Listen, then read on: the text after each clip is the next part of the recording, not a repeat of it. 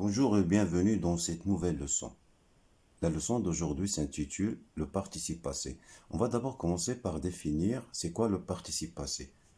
Le participe passé, c'est un mot, c'est une forme d'un verbe qui n'est pas conjugué et s'accompagne toujours d'un auxiliaire. Soit l'auxiliaire avoir, comme dans l'exemple j'ai mangé ou j'ai pris, ou bien il s'accompagne également d'un autre auxiliaire qui est l'auxiliaire être. Là, on dit je suis allé. Comment on conjugue le participe passé? Lorsqu'on veut conjuguer un verbe du premier groupe, comme par exemple manger, on doit savoir que n'importe quel verbe du premier groupe finit par ER. Donc, son participe passé doit toujours et obligatoirement finir par E accent. Lorsque c'est un verbe du deuxième groupe qui se termine à l'infinitif par IR, son participe passé obligatoirement doit se terminer par I. On dira par exemple, pour le premier groupe, j'ai mangé E accent, j'ai travaillé E accent. Pour le deuxième groupe, on dira j'ai fini I, j'ai choisi I, etc.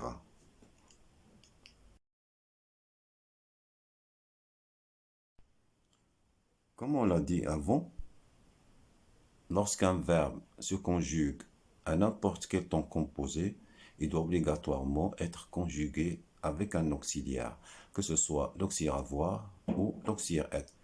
Ce qui nous intéresse pour l'instant, c'est les cas où le verbe va être conjugué avec l'auxiliaire avoir. Prenons par exemple le verbe voir conjugué au passé composé. J'ai vu, tu as vu, il a vu, elle a vu, nous avons vu, vous avez vu, ils ont vu, elles ont vu. On remarque que à toutes les personnes, le participe passé vu du verbe voir est resté le même. Même si on a ici un sujet féminin, le participe passé n'a pas pris un E. Même si on a ici des personnes au pluriel, le participe passé n'a pas pris un S. Pourquoi cela? Parce que lorsqu'un verbe se conjugue à un temps composé avec l'auxiliaire avoir, leur participe passé de ce verbe-là reste invariable. Il reste inchangé, il ne change pas. Et quand je dis il ne change pas, ça veut dire il ne prendra pas le E du féminin ni le S du pluriel.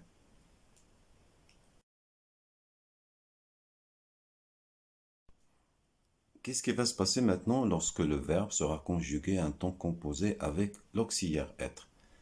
Si on observe bien ces exemples, on remarquera que le participe passé du verbe aller a changé dans quelques personnes.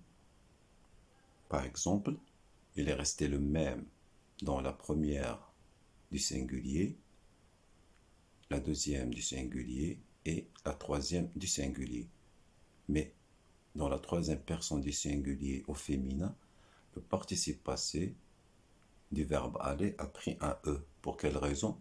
Parce qu'il s'est accordé avec le sujet elle qui est féminin. En ce qui concerne les personnes du pluriel, on remarque également que le participe passé du verbe aller a changé. Dans le cas de la personne nous, il a pris un S parce que nous est une personne au pluriel.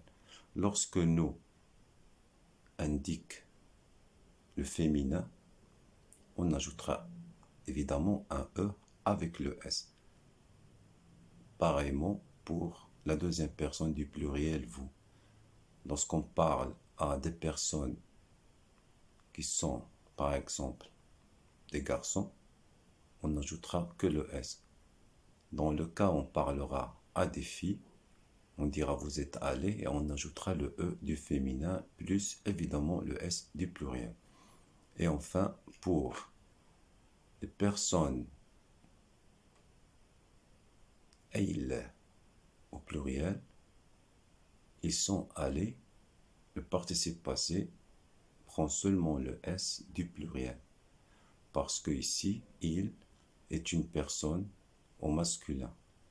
Ça explique pourquoi le participe passé allé n'a pas pris le E. Par contre, ici, elles sont allées, le participe passé a pris un E parce que il s'est accordé avec le sujet elle, qui est un sujet féminin. Et on n'oublie pas évidemment d'ajouter un S parce que le sujet elle est féminin. Pour conclure, lorsque le verbe est conjugué au temps composé avec l'auxiliaire être, le participe passé s'accorde en genre avec son sujet. En genre veut dire féminin et masculin. Lorsque le sujet, par exemple, ici est masculin, le participe passé sera masculin. Lorsque le sujet ici est féminin, le participe passé sera féminin et finira par un E. En ce qui concerne l'accord en nombre, lorsque le sujet est pluriel, évidemment le participe passé se terminera par S. Comme on le remarque ici, dans ces 4 personnes, le participe passé se termine par S.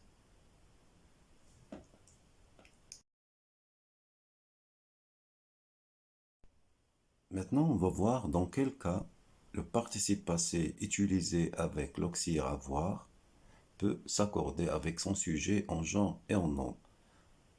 Tout à l'heure, on avait dit que lorsque le verbe dans le temps composé est utilisé avec l'auxiliaire avoir, il ne s'accorde pas avec son sujet ni en genre ni en nombre. Il reste invariable. Mais il existe des cas où le participe passé peut s'accorder. Quels sont ces cas? La soupe que j'ai mangée. On remarque ici que le participe passé du verbe manger s'est accordé en genre. Il finit par un E. Pourquoi ce E? Parce que il s'est accordé avec la soupe qui est un nom féminin au singulier.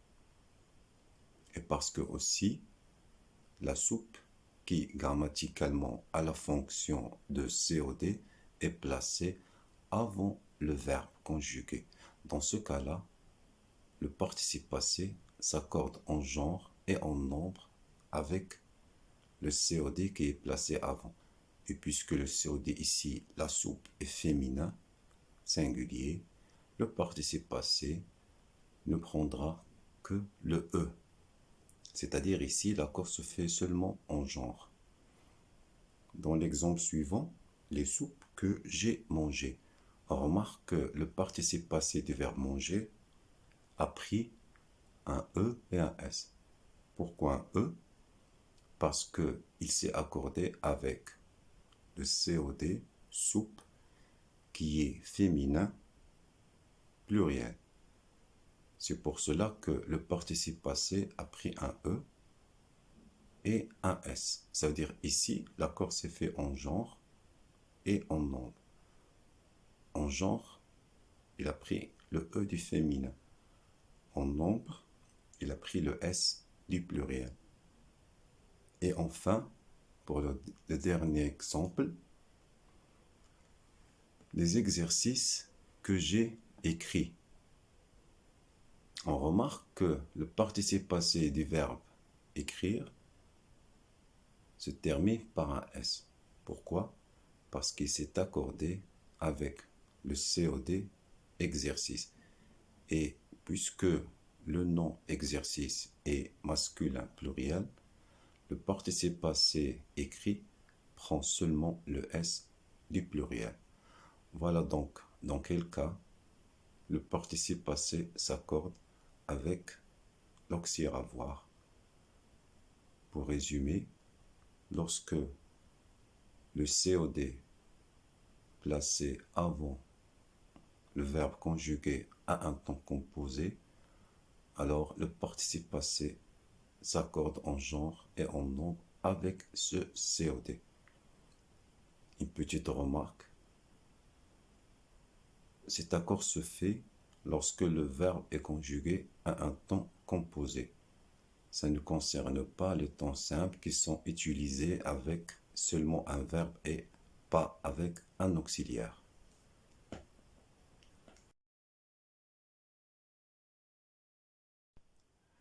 Maintenant, on va voir un cas où le participe passé est utilisé comme adjectif qualificatif. Lisons ensemble les exemples suivants. Le texte lu, l'histoire lue, les textes lus, les histoires lues. On remarque que dans le premier exemple, le participe passé lu du verbe lire est resté le même. Dans la deuxième phrase, le participe passé lu a pris un E. Pourquoi? Parce qu'il s'est accordé en genre avec le nom histoire qui est féminin singulier. Pour la troisième phrase, les textes lus, le participe passé a pris un S parce qu'il s'est accordé en nombre avec le nom texte qui est masculin pluriel. Puisque texte est un nom masculin, donc le participe passé ne peut pas prendre un E. Mais il prend juste le S parce que le nom texte est pluriel. Et pour la dernière phrase, le participe passé a pris un E parce qu'il s'est accordé avec le nom histoire qui est féminin et il a pris un S parce qu'il s'est accordé également avec le nom histoire qui est pluriel. Donc ici l'accord s'est fait en genre et en nombre.